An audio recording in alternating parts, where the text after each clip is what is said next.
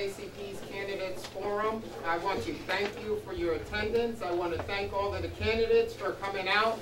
As you can see already, what we've decided to do this time was we've decided to do the Board of Education candidates first, and then we're going to do the City Council candidates second. So they will come up and switch after a session that goes on with the Board of Ed. What we're doing is we're handing out, same as always, index cards.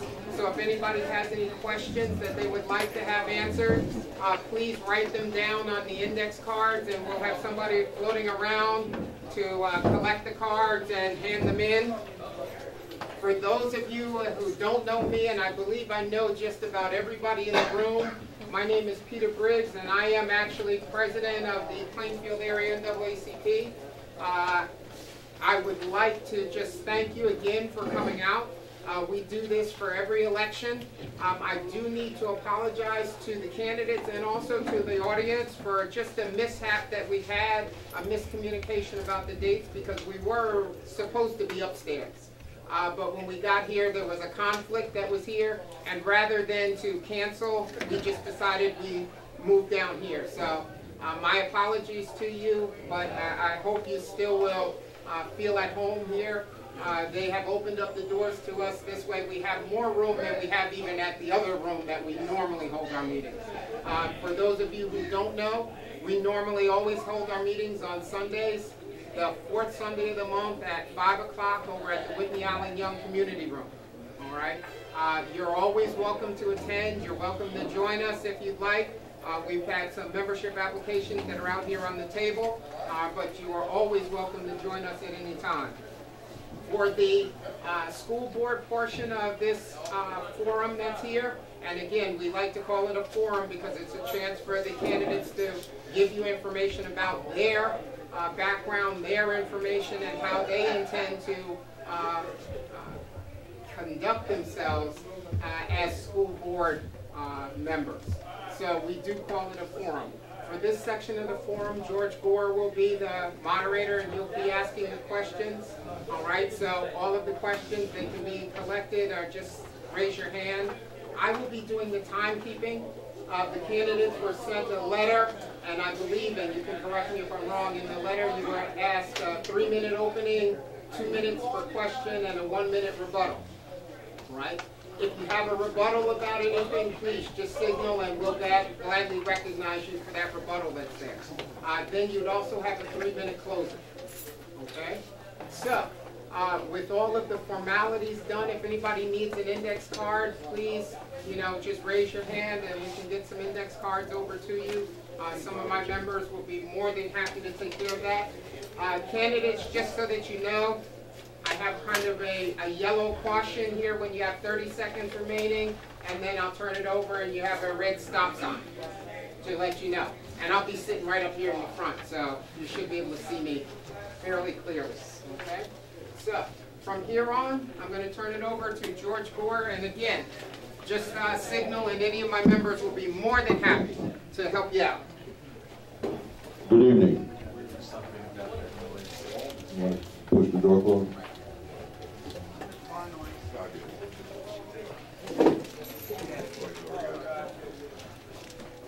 My name is George Gore. I'm the political action chairman for the City of Plainfield NAACP. I'm also for the state do community affairs. I'm also legal redress for the City of Plainfield. Let me give you some ground rules so we're all clear. Public attacks on each other will not be tolerated, and we will stop you in your tracks. Okay? Public attack questions from the audience will not be asked. This will be a forum about information, a forum about what to do for the city and students. It's not a forum about personal issues. We will conduct this in that way. Hopefully we all will do and act in accordance. And with that, we're going to start with Mr. Bellamy, Sr. And your 3 minutes are now. First, I would like to thank the NAACP for hosting this event. The NAACP has been benchmark for people of this country since February 12th, Would you mind 1912. standing? Would you mind standing? We can all see. Yes, that's nice. I'm sorry. Thank you. The NAACP has been a benchmark for this country since February 12th, 1909, and it's been great. My name is Terrence Bellamy. I'm a 40-plus year resident of the city of Plainfield. I graduated from Plainfield High School in 1986. I am a 26-year retired New Jersey State employee. I am a lifetime member of New Jersey State PBA Local 105, where I held numerous positions for years. I've been married for the past 17 years to Tara Phillips Bellamy, who was a 1988 graduate of Plainfield High School. And with that, we have two beautiful, wonderful children who attend Woodland Elementary School here in Plainfield. Both of them straight A and B students. I've been PTO president at Woodland Elementary School for the last 5 years. And I have to say, I'm not patting myself on the shoulder or anything, but my attendance and my parent and teacher participation has been through the roof. Through the roof. I coach Plainfield Pop Warner Cardinals basketball football team flag. I coach Woodland Elementary School's basketball team, and I was a past coach for Plainfield Rec T-ball, baseball. That's the 5 and 7 year old.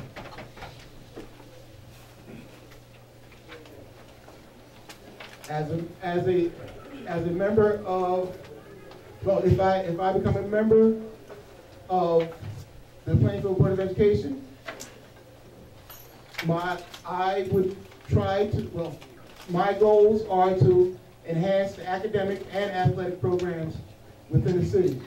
We just two years ago, we had a wonderful, wonderful thing happen in this city, and we let it fall through the cracks without taking advantage of it. We had students coming from other cities coming into Plainfield, the Plainfield School District, because they want to be part of a winner. And we let that slip by. So I feel that we need to enhance education and athletics. And thank you for your time.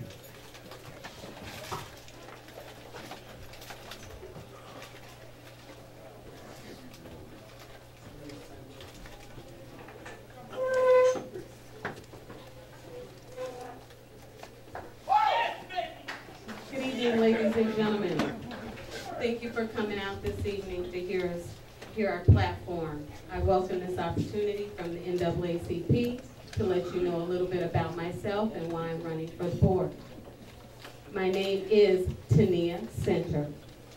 I decided to run for the Board of Education after working in Plainfield schools. I'm an educator. I've been in education for over 20 years. I've worked in multiple school districts, Plainfield being the last. I am a special educator, behaviorist, interventionist, and a special education advocate for student rights. After being posed with the question, would you be interested in running for the Board of Education, I had to think long and hard.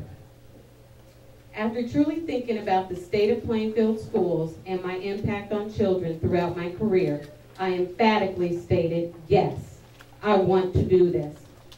I can be an agent of change for the poor children in Plainfield who do not have a clue that their educational foundations are being jeopardized due to political, personal, and economic agendas of a handful of people who control this district. Yes, I said it, and I am not afraid. Unlike most employees of the District of Plainfield who are afraid to speak up and speak out. You may not know this, but most of the people in Plainfield Public Schools are afraid to speak the truth. The harsh reality is the climate and culture in Plainfield Public Schools is one of bullying, intimidation, blackballing, nepotism, favoritism, bribery, deception, and political favors, and it must be stopped. Although there are some high achievers and some better performing schools, this is a failing district. Our top schools are not even performing at the 60th percentile, which would make them average in comparison to the other similar schools in New Jersey. 62% of our schools are performing below the 20th percentile. And this is why. The children do not come first. Unlike my opposition's tagline, children first, this is far from the truth. When I'm elected, my goal for the board is to have mutual consultation with independent thinkers to do what is best and proven effective for the children of Plainfield. Thank you.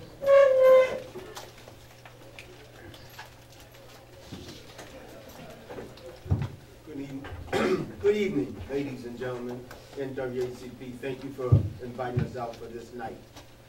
My name is Michael Warren. I am a resident of Plainfield for 18 years. I started out as a union carpenter. I have a rec degree, and I have a degree in recreation. I left my degree and became a union carpenter, where I spent 30 years. After the 30 years, after I got tired of all my work, I was asked, do you want to run for the board? I took it to my pastor, I took it to my wife, and I took it to my mother. And they all say, why not? You've been coaching all your life. You've always been there for the kids. And like I say, I coached Pop Warner football for 8 years and Little League baseball for 10. So I know what the kids want and I know what the parents want. I have always introduced myself to the parents. My name is Michael Horn. I'm going to make your kids responsible for what they do on this baseball field and in the school. If they don't do well in the school, then they won't be playing on my team. And we had an understanding of that. And that's what I'm about. Our kids are first. If we don't save our kids and give them the opportunity to have a better life than what we have, we're not doing the right thing. So we really have to open our eyes and see exactly what we're doing in our school system. And my heart goes out to all of those that have kids in this school and sticking with it. Because after the 8th grade, we don't see our kids. They go to other schools. We got to stop. We pay the taxes, but yet we can't send our kids to Plainfield High School to graduate. Is that fair? We pay taxes like everyone else. So we need to do the right thing with our school system by opening the right doors. I want to start back with the trades. We have no trades in our school. All our kids are not made to go to college. So we have to have the trades. Trades made me, but yet I was able to get out and go back into my major, which is recreation. And I want to make it better by having programs where we need our kids to take them off the street because there's nothing out there for them. But if we get recreation programs and start building programs that need to be there, then we can start our kids in the right direction and move in the right direction. Thank you. Can I hold you up for 1 second? Can we all silence our phones, please? Just ask you to do that for me. Can you just silence your phones? Sorry. How you doing? Dorian Hurt, current board member for 3 years and some odd months. I'd like to thank you all for coming out, actually. It'd be nice to have a crowd this size normally at a regular board meeting. Normally about 5 or 6 people in there. any event, thank you again for coming out. Working as an IT professional for the last 17 years as a profession. I feel sometimes, I get an opportunity to allow that to weigh in on the board when we have decisions, moving towards a more IT-oriented curriculum. Running for re-election again, it was a hesitant decision, actually, to run again. Very hesitant. I didn't decide until the last minute. I ran on a slate originally. 2 other members, they decided not to run. I mean, mostly it was out of pure frustration. I've been frustrated for a reason. I've decided there needs to be one voice on that board to speak out for you, the public, and for the children, because currently, there's not. A lot of the decisions that are made there are extremely personal and biased. And they're actually, most of the decisions that are made are controlled by a few people, not the whole board.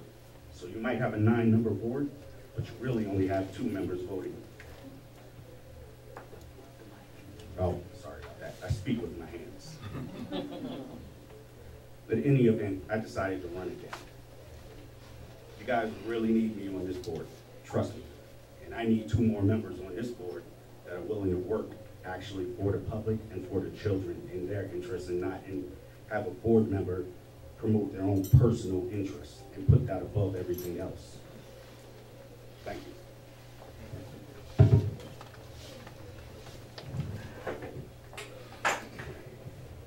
Good evening, everyone. My name is Carletta Jeffers. I want to say thank you for coming out to support us, the NAACP, for hosting an event. I am a resident of Plainfield for over 30 years, and I'm a 1982 graduate of Plainfield High School. My husband and I manage a rental property company in the town, so I'm familiar with complaints and how to find effective resolutions to those. I also am a facilities manager at HP in Berkeley Heights. I decided to run for the Plainfield School Board because I too sent my kids out of the district because I did not believe that it was good for them. I have found that out to be totally untrue. And my granddaughter attends Cedarville. And my daughter Tiffany is in the audience. For the past 7 years, I've been home with my daughter Brittany, who was diagnosed with leukemia in 2005. And I have advocated for her financially, emotionally, and medically. Unfortunately, on December 5th, 2012, she passed away from her illness. But during that time, I gained so much knowledge and so many skills that I could bring to the school board to help other children. And that's why I'm here.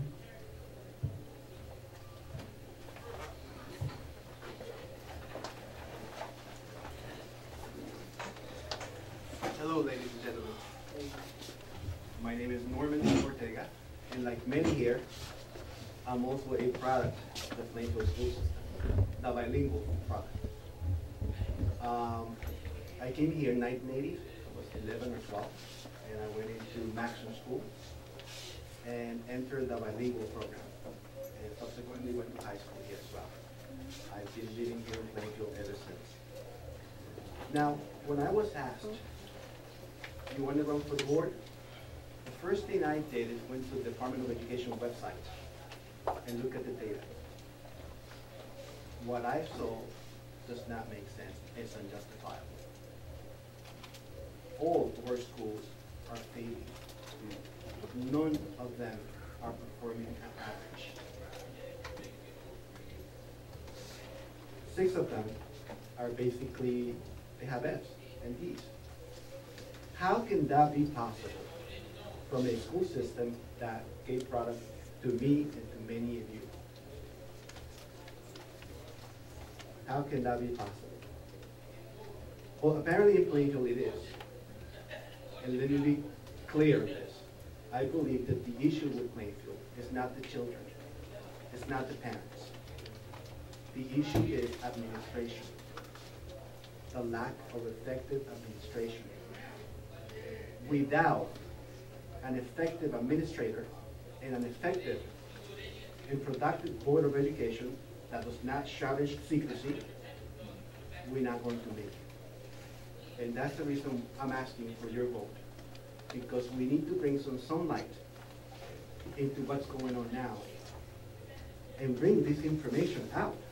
It's right there for everybody to see. All of our schools are failing. None of them are passing. That's unjustifiable, and we need to change that. Thank you.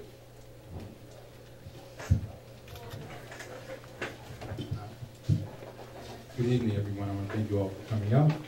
My name is David Rutherford. I'm born and raised here in Plainfield and attendee of the Plainfield Public School.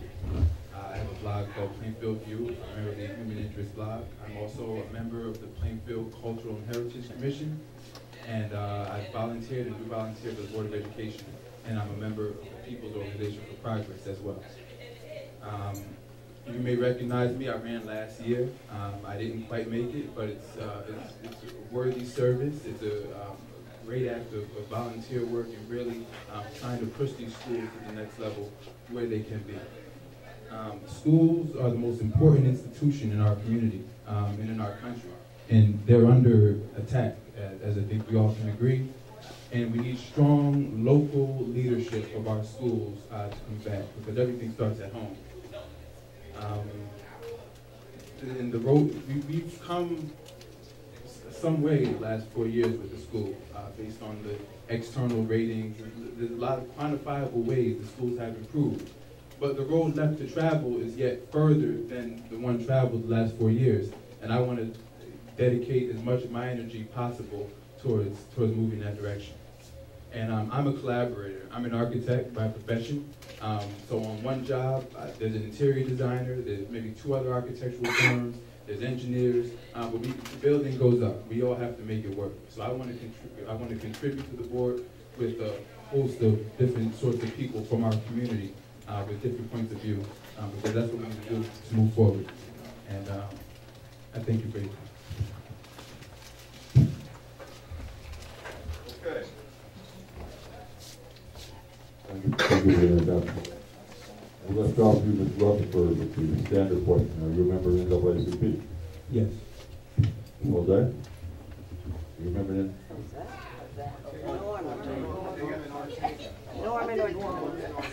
Like the tacos. Norman, I'm sorry. Are you a member? No, not yet. Catherine, I can't see your last name, but you remember. Carletta, yes, Okay. I am. Yes, I am. Mr. Hurt? No, I'm not. Mr. Horn? Yes. Sinner? Yes. Mr. Bellum? Yes. Okay, we'll start again back to Mr. Rutherford. Question I have up here is, what is the effect of the transit rate in the Plainfield school system on its ability to teach students? The transit rate? The transit rate. Of students? That's the movement of students between schools while leaving the city. In other words, I live on the east end today, this week I live on the west end, and I wind up in the middle. Right. Well, it's a form of instability within the schools, within the system. Any instability is detrimental. So when a student has to go to a new school, new environment, make new friends, get used to new teachers, it's going to have an effect on that student, and by extension, it's going to have an effect on the school, the learning environment, and all the way down to the scores. And part of the problem with that, I mean, the reason why that's happening, I agree with Mr. Rutherford, but the reason why that's happening is because parents are looking for schools that can provide effective and quality education to the children. So that's one of the reasons why kids maybe move around. So if you think about the effects that Mr. Rutherford mentioned, think about the need for stability, the need for all schools to perform at average or higher level. That way, this switching around could be minimized or completely stopped. If I'm understanding the question correctly, students are moving because their parents want a better education for them. I agree with Mr. Ortega and Mr. Rutherford that if we do stabilize all the schools, that will stop and we don't have to move them around or out of the district. So that's why I'm also there. I'm going to have to concur with what's been said previously. Basically, you have 2 sets of views on this. You have the parents that are looking for out of that homeschool district. They're looking for a better school. So of course, everyone's going to flood to the school that they feel is offering the best education. But then the residents who live close to the school, sometimes they feel like now they're being forced because the school is filling up to go to another school. Other than they feel homeschool rules should apply, but basically we need to make sure all our schools are proficient to end this. And how do we do that? Start with effective leadership at the top, and that starts from the board members down to the superintendent, and it flows on down through there. So if you don't have this proficiency in the school system right now, there's a reason. It's because you don't have effective leadership. I agree with Mr. Hunt. It's very, very well said. Start at the top. And then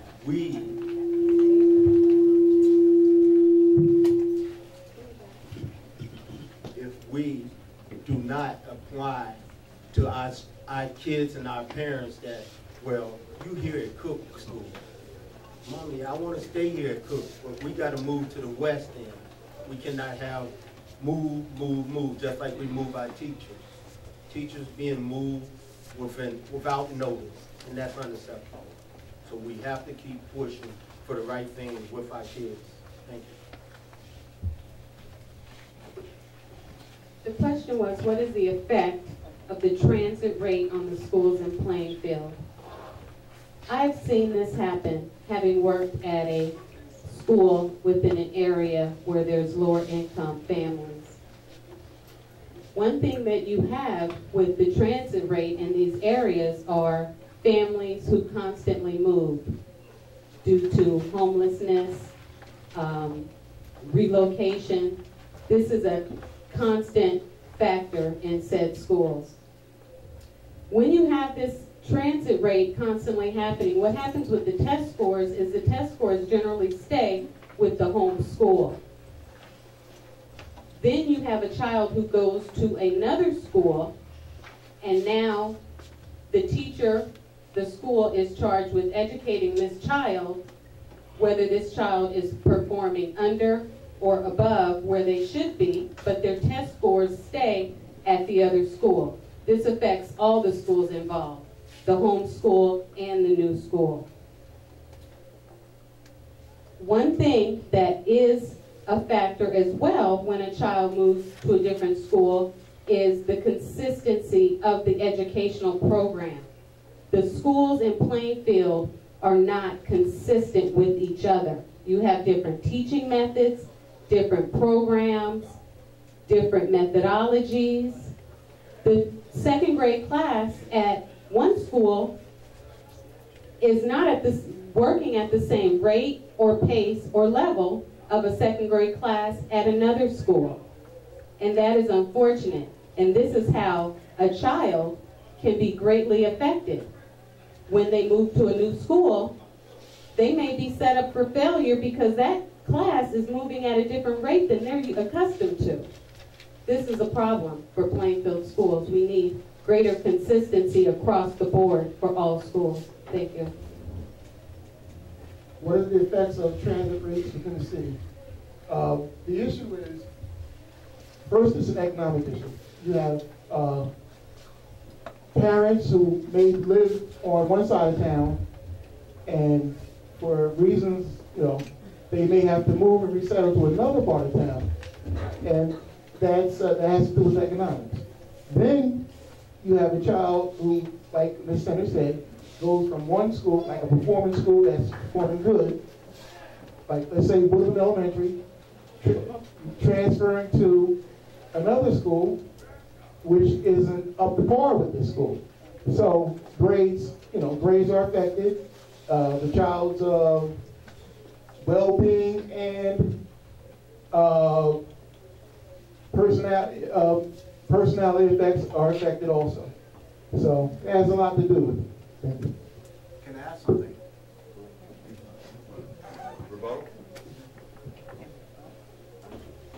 But in the end, it turns out to be a catch-22 because even if they move around, all our schools are failing. They're all in the same position, one worse than the other. None of them are performing at average. So parents are looking for a change for their kids, sadly, is not in this system. Can I have a rebuttal? According to the CUSAC reports of 2013, instruction programs have gone from, let's say, 2007 at 32% to 2013 at 62%. Physical management has gone from, well, it's at 100% now. Governance has gone from 2007 at 11% to 2013 at 100%. Operations have gone to 95%. Personnel has gone up to 100%. This is CUSAC reports. These aren't something Terrence Bellamy made up. The graduation rate has skyrocketed for the district to 95%. So we're talking about how terrible the city is or how terrible things are, but independent auditors say something different. Thank you. I have a rebuttal. It's interesting that Mr. Bellamy brings up CUSAC reports. I've been in many schools where there's been CUSAC reports done.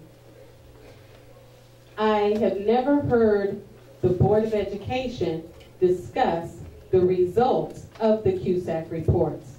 I have personally seen one CUSAC report that stated they did not believe the leader had the ability to be an effective leader. But yet, nothing was done. Thank you. Okay. Next question. As a new school board member, what would be your first priority?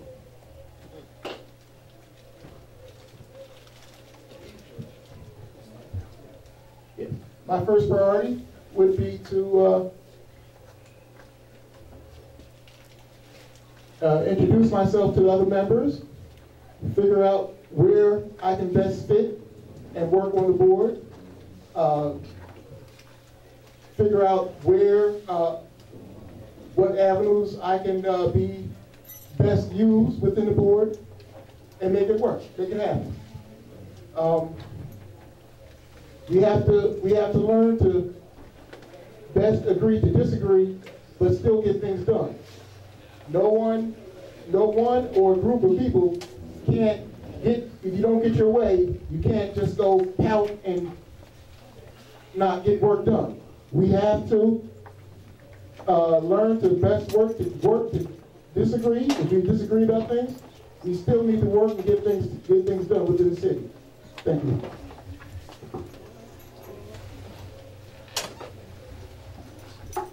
Hi. When I'm elected, my first priority is to ensure that we as a board can have mutual consultation where we all can work together effectively for the positive goals that we need to make positive change here in Plainfield. Also, another thing I want to begin is increasing the policy. We have to increase the policies that we have in Plainfield so there's more accountability. The next thing is we have to restore the community's faith with the school system. The community has no faith in the school system. That can be shown, that can be seen if you go to a Board of Education meeting. The community does not care what is happening. They do not come out. I'm sorry, let me repeat that. They do care, but they have no faith. And they don't feel respected. They do not come out to the Board of Education meetings. Frankly, they may feel, as I felt at the last Board of Education meeting, it was a complete debacle. And it's unfortunate. We have to bring the community back into the school district. We have to restore the faith of the community. We need to have them involved. We need to know what their concerns are. We have to address those concerns. And we have to have change that incorporates what the community wants, what they need, and what is in the best interest of the children of Plainfield. That is most important. When I am selected, I want to bring back the trades, which we really do need. Our kids are on the streets. We have kids that have to fill out an application to try to get into vote bank. That's a shame, and they're only taking that money for it. So that's one of my main goals. But as a board member, we have to work together, disagree with each other, but still come to a point where we can make this work. We can't just look at one person and think they're going to give us the answer. But as we work as a unit, a team, we will be able to solve some of the problems that will affect our schools and our leaders. But as a board members, we have to work together. We have to have backbone and common sense to agree with the right thing and the wrong thing. I'd like to continue programs that we have currently that are actually good, like our tutoring program. I'd like to expand that and keep it up. Also, I would like to see PSATs implemented from 9th grade on, mandatory actually, every year. We have a couple of projects in the pipeline right now. We're supposed to be renovating and upgrading the field, Upstein. I'd like to see that get started and actually stay on target. We have a new implementation of one-to-one devices where we're rolling out touch tablets that'll be integrated into the classroom with our current technology, our smart boards, to allow students and the teachers to more effectively assign homework, work on assignments.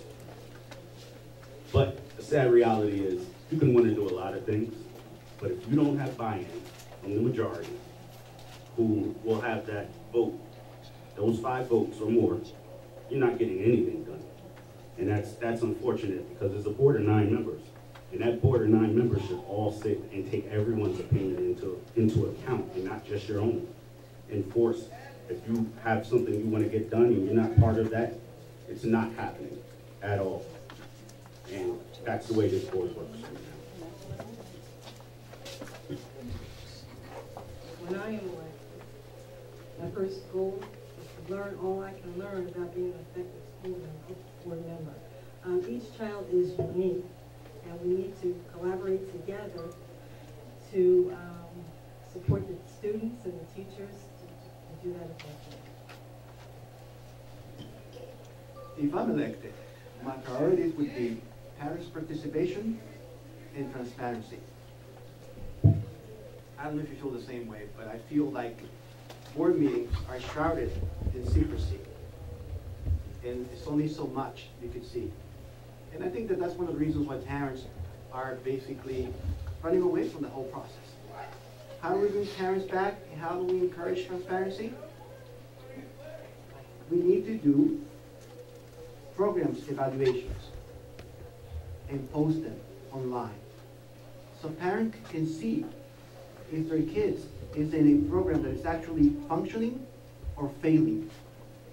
That will empower the parents to say, hey, my child is in this program, and this program is not providing the education that my child needs.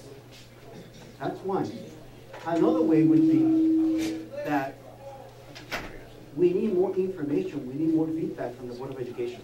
I mean, the meetings are so draconian, it's amazing.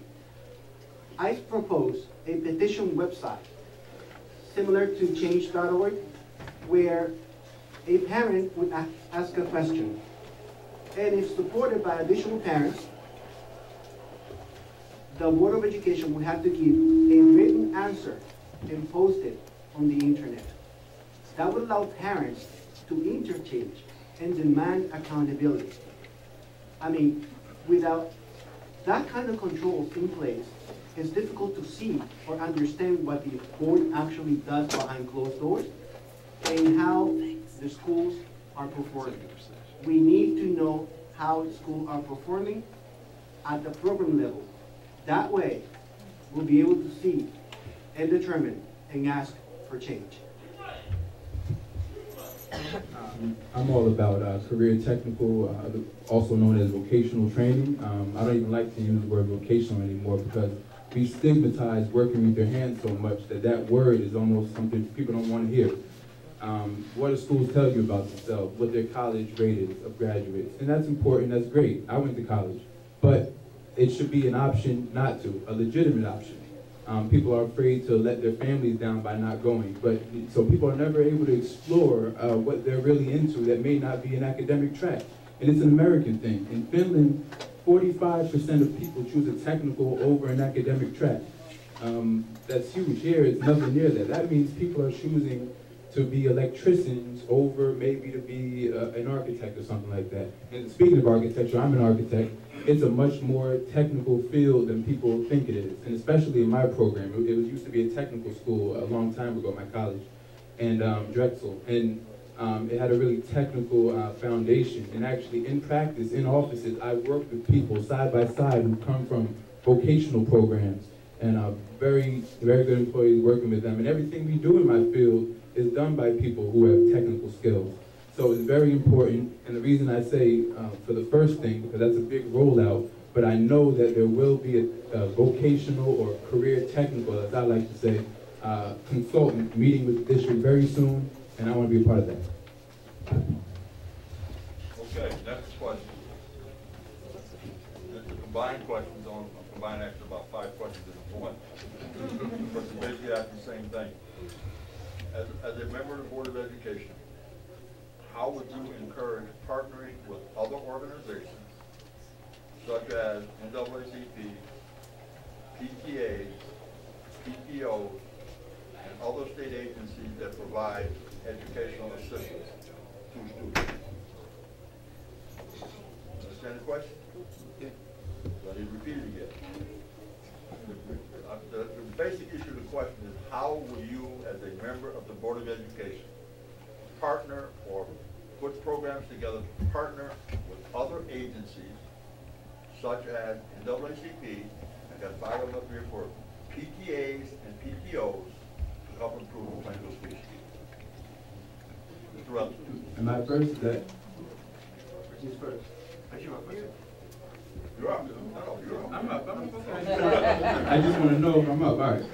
We have to work with other organizations in the community. The community is a huge resource, and including its organizations. That's how people congregate. That is the community, is its organization. So whether it's the NAACP, there are organizations that are actually structured for working in the school. I don't know if there's any locally, but there's this favorite nonprofit of the President Obama, called iMentor. And they work directly in the school as a mentor, with mentoring in the classroom, and it's mandatory. A lot of times these mentoring programs is voluntary. So you get people who would like to be mentored, and that's great, but there's a lot of students who would never sign up for something like that. But when it's mandatory in the classroom, they get those benefits, and they're like, wow, I'm really glad I took part of this. So yes, we must team up with local organizations, be they nonprofits, the NAACP, or anything else, state agencies even. And there's a lot more leeway in the school for this type of partnership. You don't need a charter school. Public schools can work these things into their curriculums. I've seen it done. I mean, it's easy to do that. It's very simple. The Board of Education needs to organize itself into committees.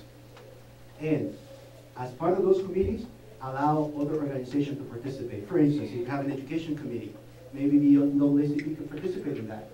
If you have a member of that committee from the NAACP or other organization. The Board of Education needs to organize itself because right now it's functioning, I don't even know how it's functioning. But it should have committees, and those committees should be composed of Board of Education member and external organization that can go ahead and offer services to our kids.